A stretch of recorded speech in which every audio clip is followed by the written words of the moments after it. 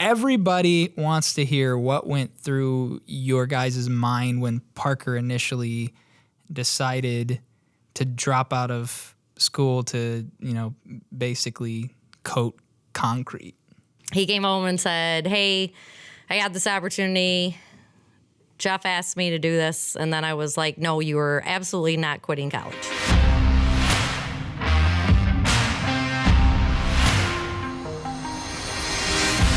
And welcome back to another episode of When I Grow Up, where we are still following the story of Parker McGee, who dropped out of college, as you should all know by now, in hopes of becoming a partner of TSR Concrete Coatings, the largest residential concrete coating company in the nation.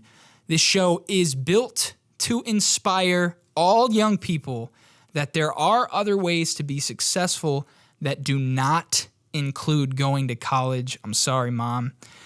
My name is Joey, and I am your host. And if you didn't listen to the last episode, I'm not even going to recap it because it is pretty much impossible to recap.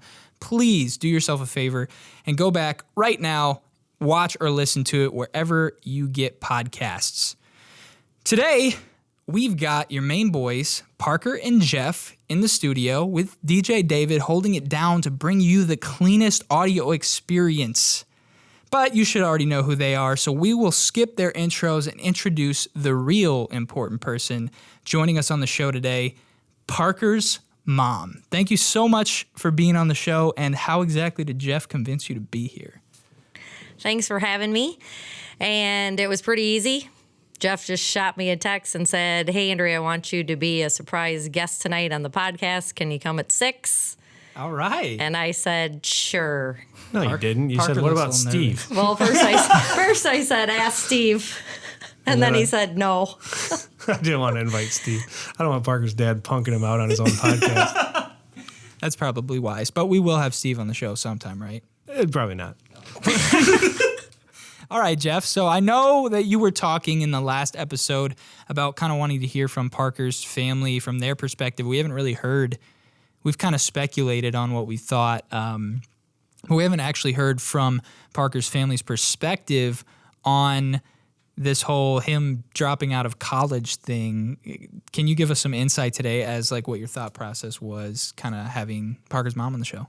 Well, I think that when Parker initially made this decision, and Andrea can probably attest to it, that he was, even though it was his idea, he was very like back and forth with me on it, to the point that the first like couple of times I kind of just brushed him off because I'm like, why do you keep asking me the same fucking questions, Yeah.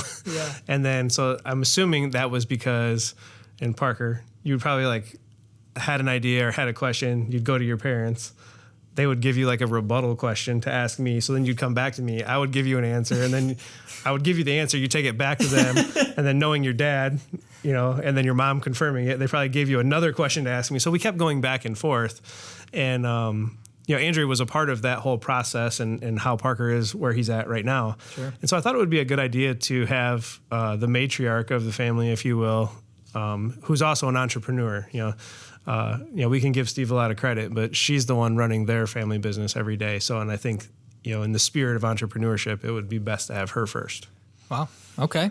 Great answer. Phenomenal answer. Parker. That's what I do, Joey. Yeah, I know.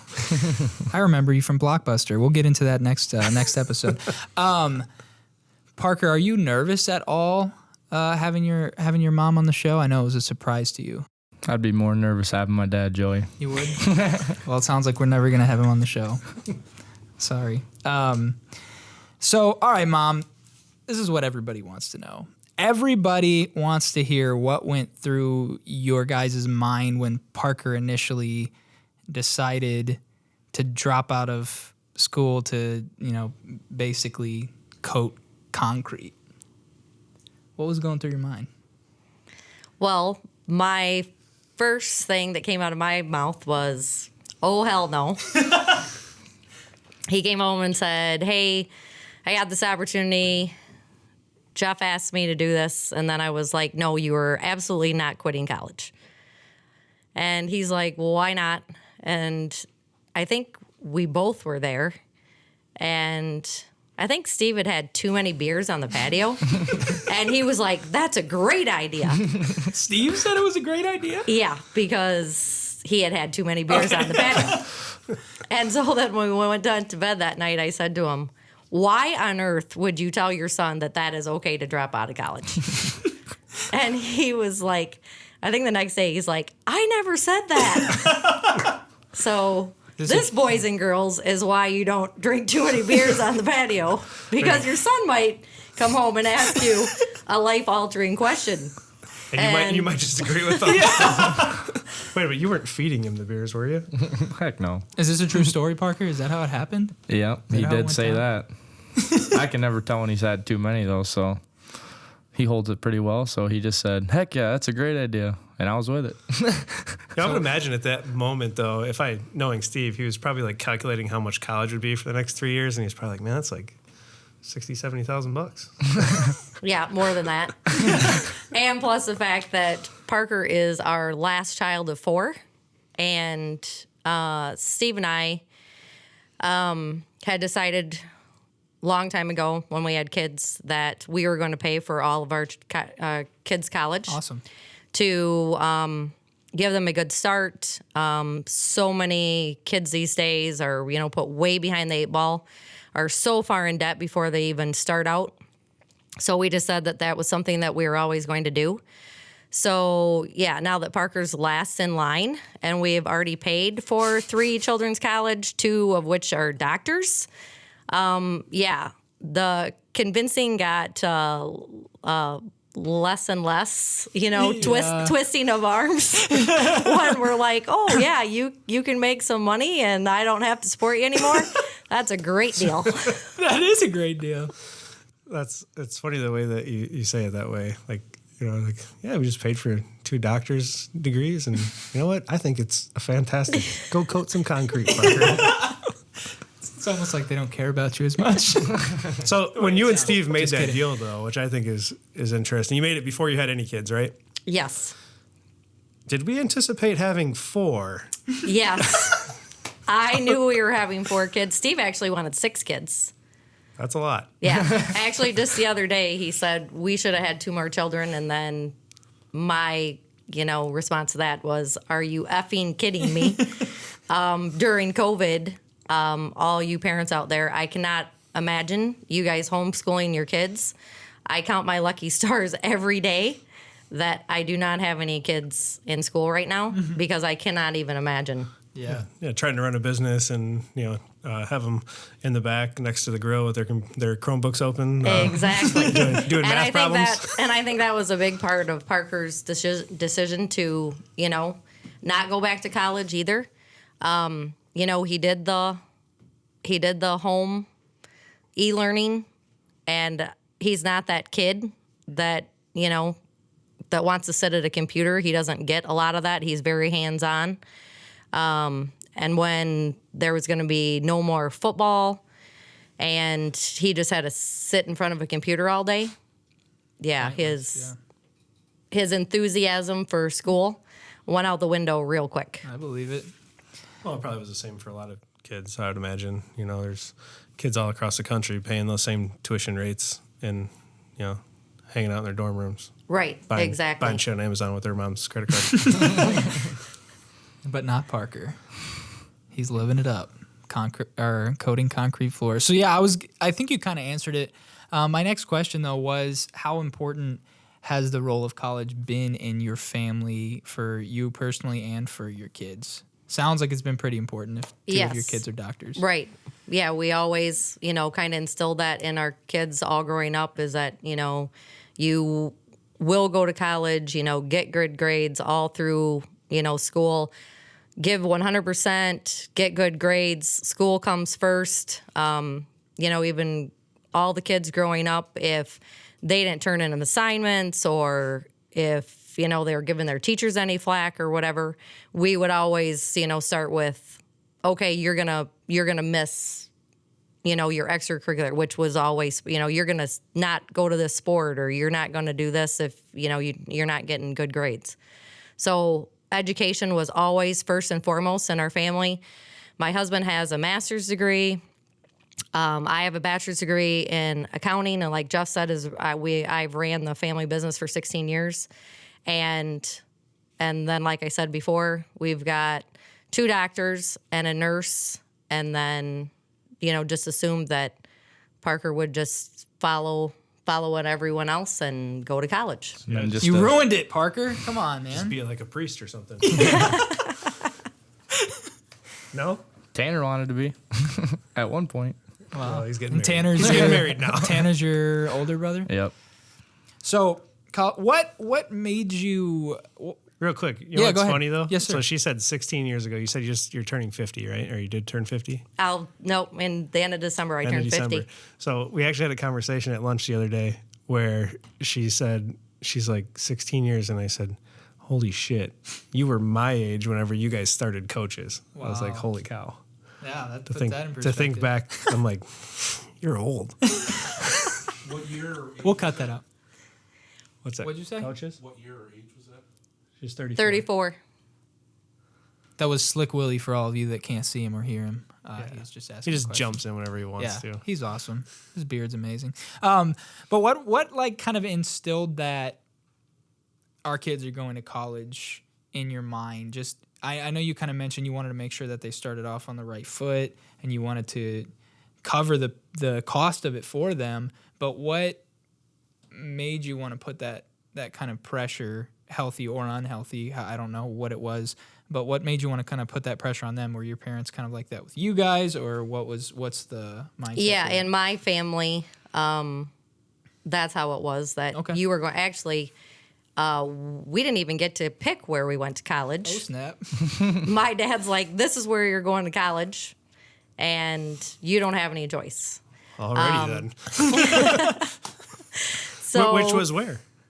it was a business school called Robert Morris College. Okay. And you went to college Monday through Friday from 8 to 4. Ooh. You had to wear a business suit and high heels. The guys had to wear business suits, dress shoes, 8 to 4, 5 days a week, just like you're holding down a job. Oh, wow. That sounds horrible. That was my college experience. you There like- there did you was like no, it? Was there it was no fantastic? parties, How many bush lights? no bush lights. Man. You Did thought- you enjoy thought it? you were Did gonna you have it enjoy bad. college? Did you I feel privileged to be there at least? Yes, and you know you have to remember back then. I grew up on a farm, so I was raised. It was all about work. So that college experience to me wasn't like, oh gosh, this is a drag. It was just, This beats milk and cows. right. Yeah. Yeah. I went No, I from get milking cows every day to that. Yeah, this was a step up from that. So What the fuck are you guys complaining about? You could be milking cows right now. true. exactly. Get your business suit on. Let's go to school. No more bush lights, but also no more milking cows.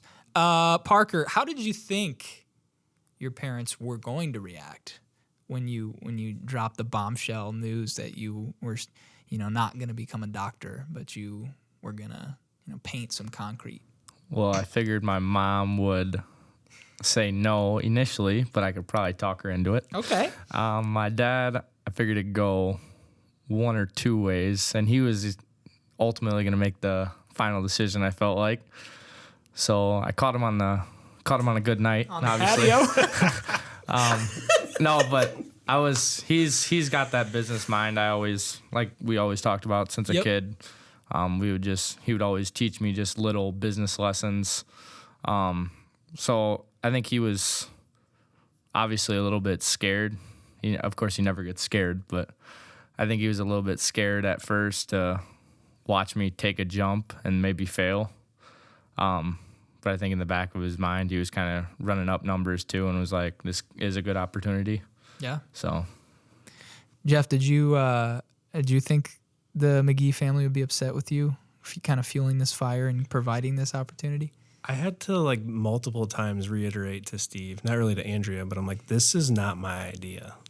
Just so we're clear.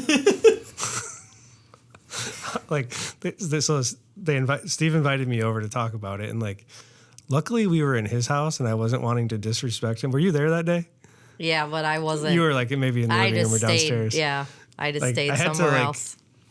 Like, Steve, luckily we're in your house, and I'm not going to disrespect you in your own house at your own kitchen table, because he was getting kind of like loud with me, and I'm like, Steve, I don't even really want to be here right now. Just so you know, like, you're asking me questions, I'm giving you answers, and you're getting upset with me. Yeah. Like, It's like I'm not asking to date Parker. He asked yeah, me. Yeah, exactly. Right? There's a lot of girls that ask to date Parker. Like, why is it such a big deal? No, but it truthfully, having worked for Andrea and Steve, I was probably a little more prepared to deal with Steve than most people would, because I even remember what it was like when, me and Andrea would be back in the kitchen busting our asses for like 7 hours. And then all of a sudden, Hero Steve walks in the kitchen and starts barking orders. And me and her are looking at him like, bro, we've been back here. Like, it's 128 degrees. And you walk in, because he must have just got off a plane or something. He's dressed in his suit and starts barking orders at us. And I'm like, I'm going to throw him down the stairs. But that's just, his mentality is that he, one of the things I've noticed about him is he feels like he can always fix any situation, right? And he always, like, I would hate to play poker with him. I would assume that he, like, stacks every hand. Well, and now that you're a father too, you have to know that you're always looking out for your child's best interest. Yeah, and I knew that. I knew that. And so that obviously is what he wanted to get down to the bottom of, what exactly is this? And that's even with, talking about Parker, moving. Mm-hmm. It was brought up that he would go to, Florida or whatever. And, Steve was all about, you're not going to traipse halfway across the country without knowing exactly, what you're getting into. That's probably pretty wise. Right. Yeah, well, and that's where I, like, had to break check everybody. And I'm like, whoa, he ain't ready to go to Florida for starters. He ain't ready to go to Texas, So I go, we're going to put a training program in place. And I think once we kind of explain to you, what I wanted out of this for Parker, that it made probably a little bit more sense. Like, last week we were up visiting Madison. Parker is going to Madison. He is getting his apartment up there. You guys are moving in this weekend, right? Yep. And then the warehouse, we visited the warehouse. We're putting material in there. So the cool thing is it's just as if he would be in Florida. We'll just use an imaginary place, right? Well, a real one, but as if he was there. Yeah. And like, this is what we're going to do. We're going to start with this blank canvas of a warehouse, and we're going to build out from there. And like, so he gets to be a part of that, but he just doesn't have to pay for it. Nice. See how quick I can blow it up. Traditionally, do partners that come in to start new locations, do they have to upfront some money traditionally? Yes. Okay. Yes. Yeah. In the past, it's been $40,000. Okay. And it's really, truthfully, Joey, it's not about the money. That's the skin in the game, right? I mean, that's the buy-in. Make sure it's just enough that if we're playing cards, it kind of hurts if you lose it. Mm-hmm. You know what I mean? And I think, for a lot of people out there, if you lost $40,000, it would it would hurt, right? Yep. And so what you find is that person works really, really hard to make sure that they don't lose the $40,000 buy-in, and they always have the best interest of TSR in mind. Yeah, right. It's more theirs than if they were to just be handed it. Like, you're handing it to part. No, I'm just kidding. Well, I wish. He's only an hour and a half away. I can reach out and grab him if I need to. If he's in Florida, and that's what I told him about. I go, you want to go so far, and don't get me wrong. How old are you? 20? Yep. If I'm 20 years old, single, maybe not single, who knows? And there's a beach that has my name on it. Like, yeah, like I would go. Yeah. At 20 years old to have that opportunity. And that sounds cool and that sounds sexy to be hanging out in Florida. What he doesn't know is the mosquitoes are the size of fucking tarantulas. Yep. And, it's 130 degrees during the day. Like, it's not like anything like he thought it was hot this summer. Like, it's not hot. It's hot in Florida. Yep. And then the different challenges you have with our product in those climates. Conditions. Yep. Yeah, well, that transitions perfectly to my next question. Changing subjects a little bit. I know in the last episode we did talk about Parker officially moving to Madison with Sean Cap. Mm-hmm. And I wanted to ask you, it sounds like you just mentioned, it sounds like you've already found a place for him to live and he's going to be making the move. What is his day-to-day going to look like in Madison? So initially, it's not going to look too much different than what he's doing currently because there's one salesman and there's him and Cap up there doing jobs. So initially, it's not going to be overwhelming. Okay. There will be responsibilities for him to drive a forklift. Whip it around. No. See if I can tip it. No. Put it on one of those slow training speeds for him. Exactly. It's going to have training wheels on it. So, we're going to teach him how to drive a forklift here. He's going to be responsible for all of the production side, keeping, everything in stock. No different at the restaurant, right? You run out of hamburgers, it's not a good look, right? Mm-hmm. So Not good at all. no. So if he runs out of flake or he runs out of material, he's going to be responsible for sending in his orders, just like every other location is.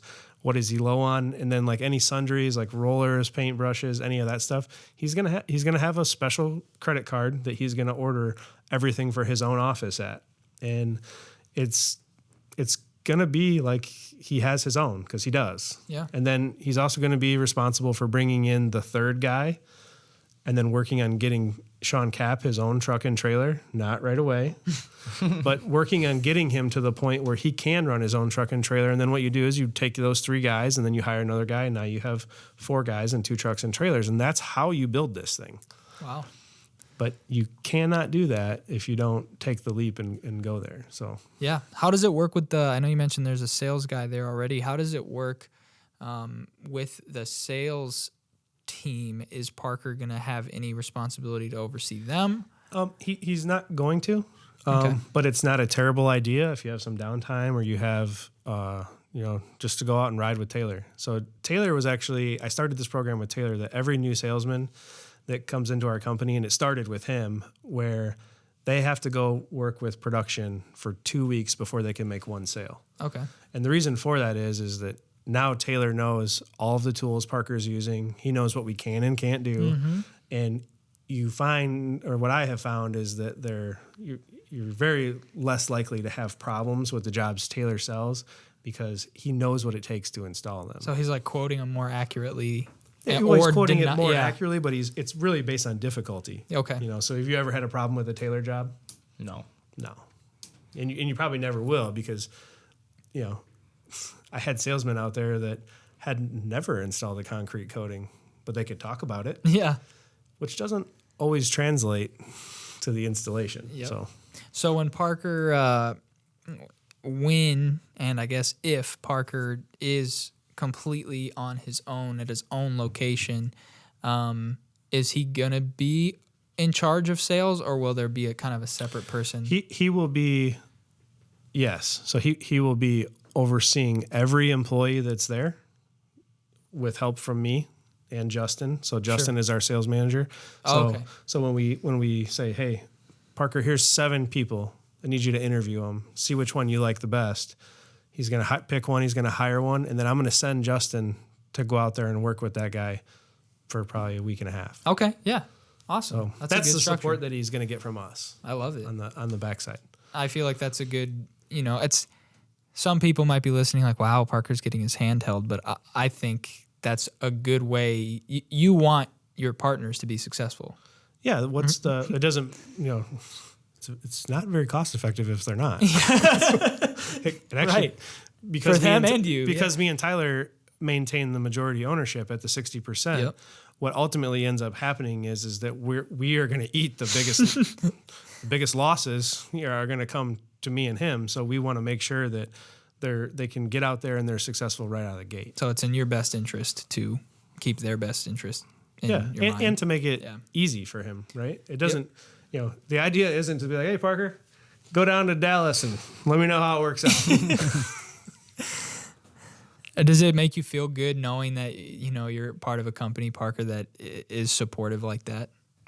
Yeah, I think me and Jeff already kind of talked about it's not about being the best sales manager, being the best production or installer. So just kind of being the overwatcher of all of them and being pretty good at all of them is just kind of that intermediate help between Jeff and them. Yeah.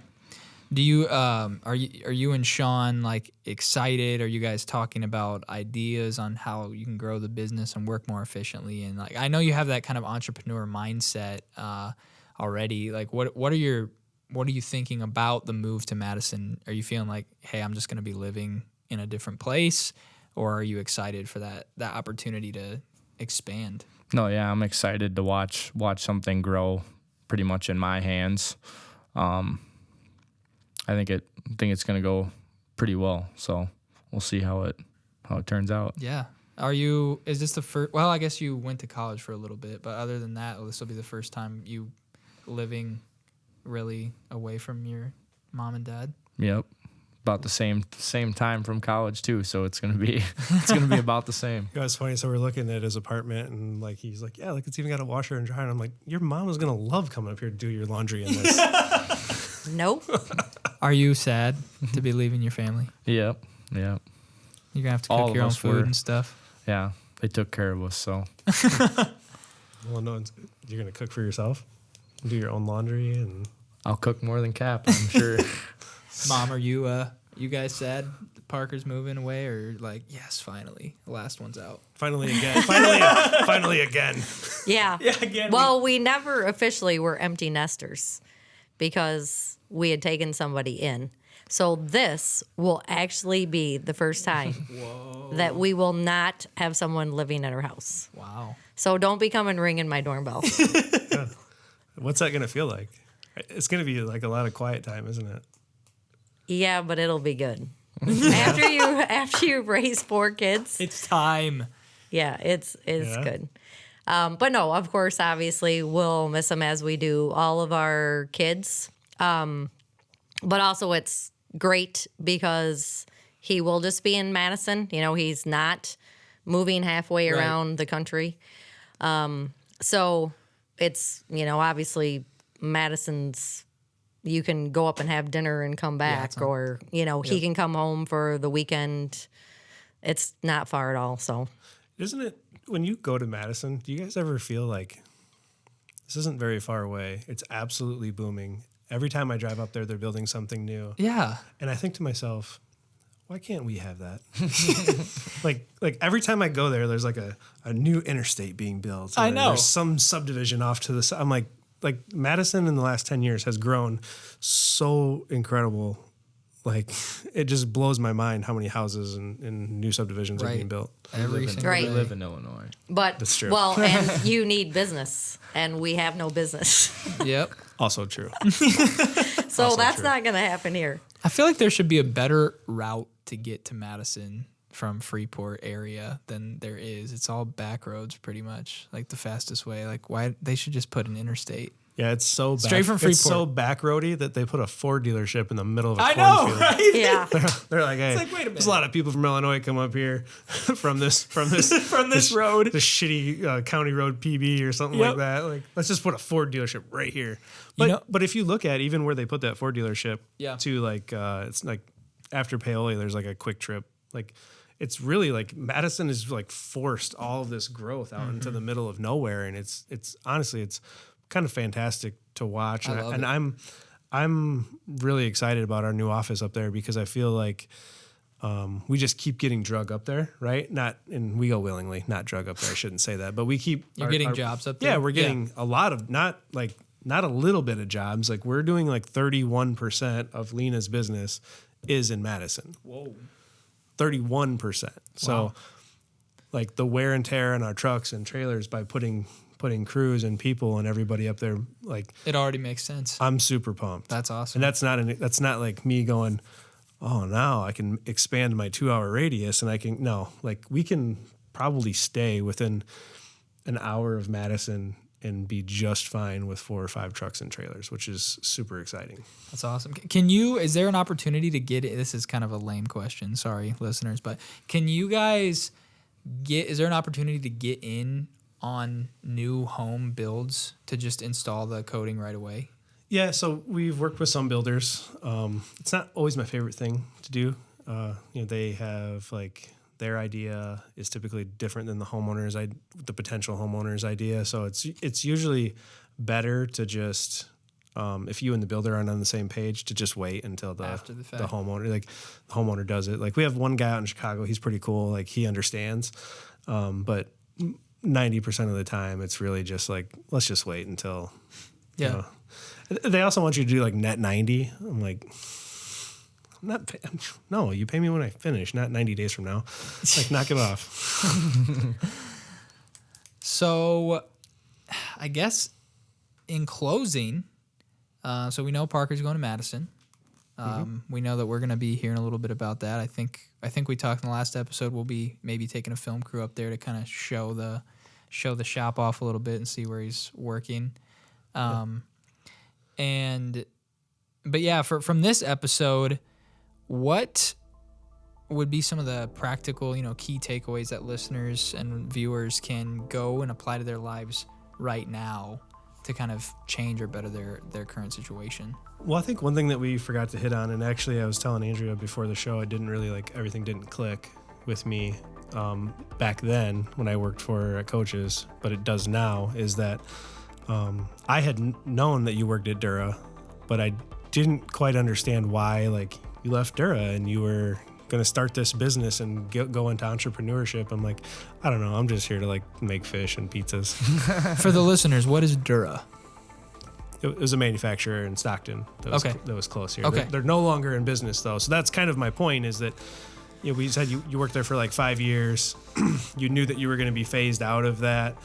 And what was the mindset and the decision making that you were like, hey, let's buy a golfing grill? Like what? Well, actually, there was no mindset for me involved because Steve pretty much came home one day and said, hey, I bought a golf course. And then I said, what? Yippee! And you have to keep in mind, at the time, the kids were 2, 4, 6, and 8.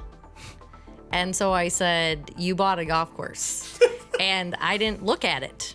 And he's like, yeah, it's fine. And I'm like, probably not.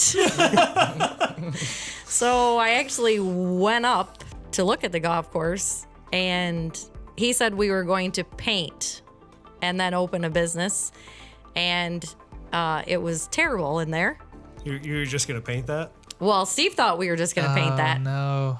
Didn't you guys like completely remodel If it? ended up, anyone, taking off the roof, I if think. anyone ever comes into the club, I have a scrapbook of what it looked like before, and it smelled like mold. It was totally disgusting. So I walked in there and I was like, yeah, we're not painting this. So yeah, the roof came off. It was totally gutted and basically started all over. So yeah, so I didn't really have anything to do with the purchasing part. And so I said, what are you going to do with this golf course? And then he said, you're going to quit your job because the office people are being moved to Michigan anyhow, and you're not going to have one in 6 months. So you're just going to quit now, and then you're going to run this business. So that's what we did. And then with his mindset is, no one will ever be able to fire you or tell you we don't need you anymore or get rid of, everything's in your hands. Yeah, if you're successful, it's going to be because of you. And if you fail, it's going to be because you sucked at it. Right. Did you ever have any was there ever a thought process? Or, I mean, obviously there was hard times. I mean, I remember being there from the beginning. It was, we had shoestring budgets, and I mean, I could feel there was palatable tension sometimes in the very beginning. Like, stop putting, like, I remember the one thing Steve would always tell me. He's like, stop putting so much fucking cheese on the pizza. It's the most expensive part. It's so bad. It's terrible. So, it's messed up. But you got to Messed up, remember, I'm Steve. 16, 17 years old. I'm not correlating. Like, I'm like, why can't I? This is like, Yeah. like, Right. Throw some cheese on the pizza. Yeah, But we literally, had $2,000 in the checkbook. And you're, You didn't tell me that when you hired me. you're running payroll and ordering thousands of dollars worth of food and, beer and whatever. Hoping we can And sell it. Yeah. And you have no idea. Now, even 10 years ago, I was like, we should have made the bar twice as big, or, you know, whatever. Yeah. But you don't know that, you know, just like with your business, you know, you can grow so fast and you have no idea what tomorrow's going to bring. And now with COVID, you know, we went from a booming business to being shut down and you can't eat indoors and, you know, you It's have crazy. Your lunch, like their lunch crowd is absolutely incredible when you drive past at noon. Every time I drive by, I'm like, it's not going to be a seat at the bar for me. I'll wait till, if you notice, I've been coming in at 1:30. Screw all those people. I'm not waiting. You never have to wait. We're fast. No, I know, but I just like to sit in my spot. Oh, Jeff right. has his own Yeah. spot. That's awesome. No, so you have, but if you look back on it, right, knowing what you know now, when Steve made that decision to buy the golf course, does it seem like a good idea at the time? Or did you just put the blinders on and go? Looking back, was it a good idea at the time? Yeah. I don't know at the time if it was, especially too, I wouldn't have made the decision being the mother of 2, 4, 6, and 8. That is a lot. Yeah. That's a lot of work. And sometimes, you know, I wonder how my poor children turned out the way that they did. They actually have all turned out very well. And I think one of the reasons why they saw all the hard work, you know, when we first bought it, Steve and I both worked at our regular jobs. And then we came home, literally changed our clothes at 5 o'clock. Wow. And went right back up and worked there till 10 or 11. I would have all the kids hold hands, walk across the golf course. We would order mamalinas almost probably 5 days a week. I would feed them dinner and then have them walk back home. Yeah. So, you know, you just do what you do to survive. And then the kids all just saw how hard, you know, we worked. And then I think that that's why they're all hard workers themselves. They just, you know, saw that growing up. They don't know anything else. I always think back to like every business I've been a part of, and I always think to myself, I'm like, that was a really stupid fucking idea at the time. like if I actually sat down and thought about it. So like a quick story, like whenever I did Get a Pro, right? And when I it wasn't Get a Pro at the time, it was HCI, some Homework Central, I think is what the name of the company was when I bought into it with Chris. And I remember like the bank, Dennis Citizens State Bank, if you're watching this, don't listen to it. Like I remember Skip this like I bought that big house in Freeport for like $125,000. That church house? The Hacienda. I always wondered who lived there. Yeah, Of course it was me. Of course it was Blockbuster It was late me. fee guy. Of course. So I got it appraised. They gave me, so I bought it at auction from Highland for $125. They gave me like an extra $200 on top of it. I took that check of $200, wrote it to Chris for 20% of Homework Central at the time, and literally had no money after that. And I was like, I look back on that moment and I'm like, that was incredibly stupid. That was a terrible idea, Jeff. But I was like, I think at the time though, you think to yourself, you're like, I mean, if we go bankrupt or we don't, I mean, what's the worst that could happen, Yeah. right? And I think it's the same way with really any business with TSR. You know, when me and Tyler put up the money for TSR, Yep. that same scenario could have easily happened. Like it is very cash intensive to be a part of this business right out of the gate. You know, and I'm not sure what it was for the golf course. I mean, I'm sure you guys put up quite a bit of money, but it's like the trucks and the trailers and the grinders and all of the things it takes to even be successful on your first job. I look back on it and I'm like, wow. Like if everything didn't go exactly the way that I thought it would, we would be in bad shape. Yep. So is there a sense of pride of like entrepreneurship for yourself, you know, just because you're the one running the business now, especially seeing what happened with, you know, Parker quitting school and COVID and maybe the fact that he was going to be more in control of his own destiny and whether school happened or not, especially after you went through with what you went at Dura. Yes, I think so. And also and I kind of want to backtrack because I don't want to make anybody listening feel like, we thought Parker was making the wrong decision or wasn't, if he didn't stay in college, he would Be a failure, like E-Mark said. right On 3 episodes. right be a failure, or we would think less of him because obviously, what I do every day. You obviously don't need a degree. I'm in the kitchen. I wash dishes. I clean floors. So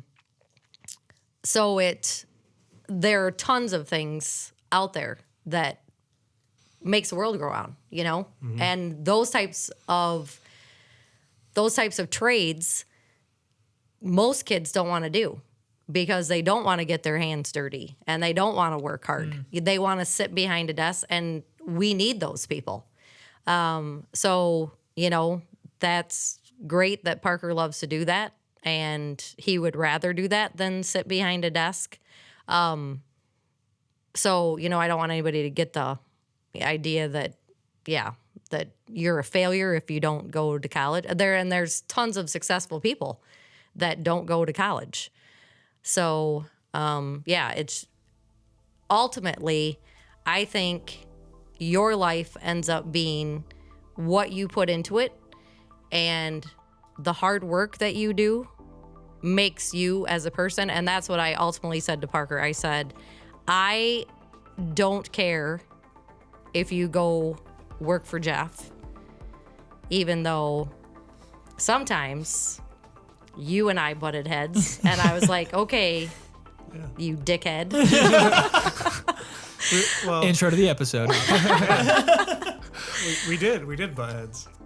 Because Jeff, a lot like Parker, when they were younger, they were both little dickheads. And then they, grow up as they, mature. Yep. So I just said to Parker, I said, it's not so much for me about you going to college.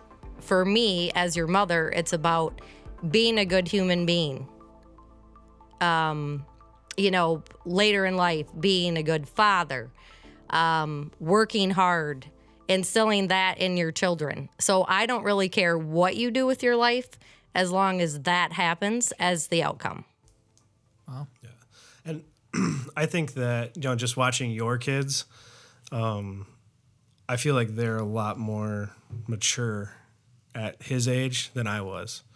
I was very, I had a one-track mind. Like, I was going to be a cop.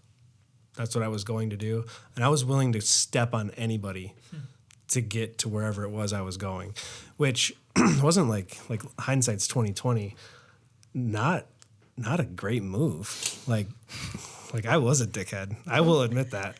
Because by the time I was his age, I already had my 4-year degree because I was just taking stupid amount of credits, 18 to 22 credit hours a semester and stuff to finish college, to get done with it as fast as I possibly could. And what I think I missed the point on a lot of experiences that if I had just taken a back seat and just chilled a little bit, I probably would have had a better time, where I've noticed, from Tanner all the way down to Parker, your kids are a lot more mature and easygoing than I was at that age. I was pretty rammy. So, yeah, I would say there's just kind of listening to all of you guys talk. I know we didn't get to hear that much from you, Parker. Do you have any thoughts that you want to add to the show? No, I would just say the only little thing I was going to add was we were talking about on the last episode a little bit about justice, and how it translates to just anything you do, any job you do kind of translates over. And justice he's probably right there neck and neck with Sean with one of the best installers I've gotten from day one. He was immediately picking stuff up, and Jeff said even at his job at the Wagner House, he was the best waiter he had. He was going out of his way, and that's exactly what he did for me installing. So he was going out of his way for every little thing. So That's really cool. Yeah, I think it translates over everything you do in life. So you'll see it in every little thing you do. That's awesome that you acknowledge and shout out your crew and your people on live, well, not live radio, but that's really cool. We're going live and you didn't tell anybody? Yeah, sorry. So some practical takeaways. I always like to end the show. We can make it pretty quick, but just some practical takeaways from me, what I've gathered from all of this plethora of information from all of these very knowledgeable people who have done both corporate jobs and run their own businesses and have children who are doctors. And so there's a lot of perspectives in this room, and it doesn't really seem like it's so clean cut that the only way to be successful is to be a doctor. The only way to be successful is to know exactly what you're going to do and, ram through college and then become a police officer. The only way to be successful is to go into a trade job. It seems like there's a lot of ways to be successful. Some of them include college and some of them don't. And coming from a mother of 4 children, 3 of them who did complete college degrees and are seeing success in their lives, you're hearing it and you're hearing, for the listeners and viewers, you're hearing that they pushed college, not in a bad way, but they wanted their kids to have a good experience and a good chance in life, and they pushed college on their kids as almost kind of their only option, as their parents did. But then when push did come to shove and Parker wanted to do something else, it wasn't like he was disowned. And I feel like maybe some kids feel like their parents are going to disown them if they do decide to want to do something else. So they don't even think about it out of the pure fear. So I think sometimes the biggest key takeaway I took from this episode is, challenge it. And if you're stupid and your idea is stupid, you're the one that's going to feel that consequence. But if there really is something else and another way to be successful, and you can prove that, I think your family and those who may have not thought it was a good idea initially, they'll come on board with that. Well, I think it has to do with the follow through, right? Yeah. And if Parker just mentioned it, and if he didn't stick to it, because he was pretty adamant, even with me. He's like, "I'm gonna do this." And I'm like, "Oh, you might want to go talk to your dad." If he didn't have the follow through, what would you would have totally dismissed it, right? Right. And I also think, as far as the college thing goes in their family, just devil's advocate, had Tanner or Kenzie came to you the same way Parker did, I think the answer is probably a little different right out of the gate. For the older 2 kids? Yeah. Well, and you also know, what, you've obviously raised your children, so you know what they're responsible. And Steve and I have always been realists. We're not those parents that sugarcoat things. And if you know Parker outside of here, he can tell you stories. Bad stories. Back in Vietnam. And even our oldest, right now, he is very successful. But when he came to us right out of high school and said, "Hey, Mom, I want to be a chiropractor," I said no. And then he was taken aback and he said, "Mom, your parents are supposed to tell you can be anything you want to be and, go get your dream." And then I said, "No, you're going to waste my money and fail."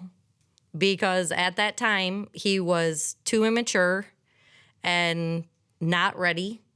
And obviously, raising this child, I knew that. So I said, "You need to go to Highland and you need to get your shit together. And if you come back from that, then I'll see if, you can have this money to go do 8 years, before we waste that away." Yep. Smart. But yeah, it definitely Palmer's would. not cheap, right? Or wherever you went. Right. And it definitely would have been a different story. What all your children are, capable of. Yeah. Absolutely. So you had three chances to soften mom up before you got down to the baby. That definitely helps, right? Yeah, I also wasn't as dumb as Tanner in high school. So. He learned from his predecessor's mistakes. I think Tanner would tell you that he's a doctor. So Yeah. yeah, I do give Tanner a lot of shit though. I'm like, you do know that Parker is making more money than you right now, just so you know. Yeah, Doctor. that's on book maybe. He's pulling in a lot of money that he doesn't tell you about. That's good. Well, if you guys have listened this far, watched this far, thank you so much for staying tuned in. I know this was a little bit of a longer episode, but I know that there is some amazing information and takeaways from this episode. Thank you so much for listening. And this has been another episode of When I Grow Up. We will see you all on the next episode.